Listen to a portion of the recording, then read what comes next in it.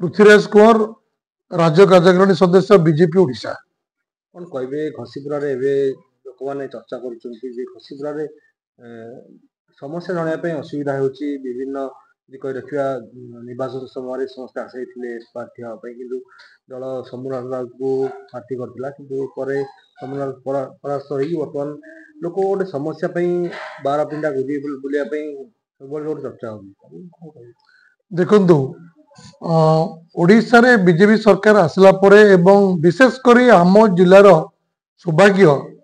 मोहन चरण माझी सम्मान्य मोहन चरण माझी आज सारा राज्यर मुख्यमंत्री सी आम जिलार नेता। आपण जो क्वेश्चन कले जे एटी बीजेपी हारला परे घसीपुरार लोक मैंने समस्या नहीं कि क्या पाक जीवे मु गोटे प्रतिशोध दूसरी लोक क्या पाक जा दरकार नहीं। मोहन सरकार आसला परे प्रशासनिक अधिकारी माने वर्तमान सरकार जो नीति नियम अच्छी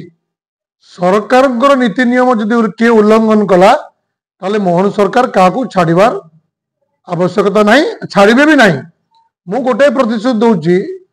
जे घसीपुरा निर्वाचन मंडली रे एटी भल भित्तिभूमि थिला सुजोग थिला एटी बीजेपी जितिया पाई एवं जो माने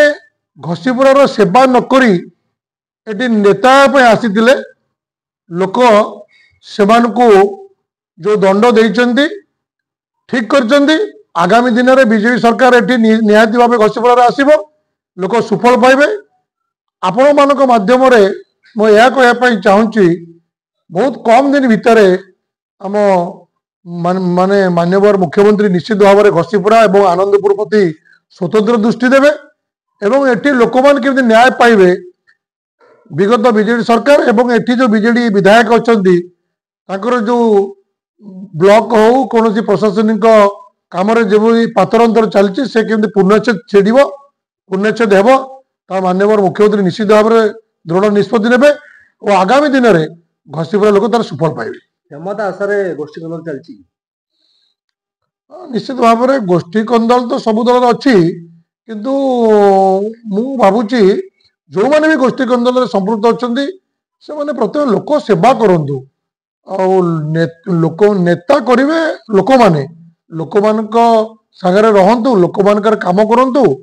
आ गोष्ठी कंदल जो माने विश्वास करते लिप्त रोचंती लोक केबे भी क्षमा देबेनी। आनंदपुर और घसीपुरा जो समस्या सब लगी रही केमती आप उपस्थापन करेंगे कि अन्य को केमती समस्या दूर हम से चिंता कर निश्चित भाव में जेहेतु मु लोक सागर विगत 15 वर्ष अच्छी मुझे केबे बसबी नहीं मोर जीवनटा अन्याय विरुद्ध में लड़ी लोक मान को सुशासन देवाई लड़ी और आगामी दिन में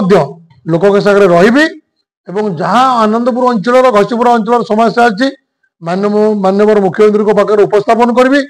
केंद्र मंत्री धर्मेंद्र प्रधान पाखे उपस्थापन करी से दाबी लोक मान दाबी निश्चित पूर्ण करने निश्चित भाव में पदक्षेप ने राज्य सभापति को अभियोग करते निश्चित भाव में आगामी दिन में घसीपुरार स्थिति एवं घसीपुरा लोक मैंने केमती सुफल पाइबे सरकार जो सब जनकल्याण योजना आसूची ता गरीब लोक पाखे केमती पहुंचब से निश्चित भाव में गुंडीची मूषा भाव काम करी सफल जो कंदल चलती कंदल विषय समाधान केमती हम से राज्य सभापति जिला सभापति राज्य सभापति एवं आम दलर जो माने प्रमुख नेता जिला टू आरंभ कर राज्य में घसीपुरा कौन होउची से सब देखुंट एवं ठिकणा समय से ठिकणा निष्पत्ति नेबे मोर विश्वास अच्छी भरोसा अच्छी आगामी दिन में घसीपुरा उपयुक्त पदक्षेप निया।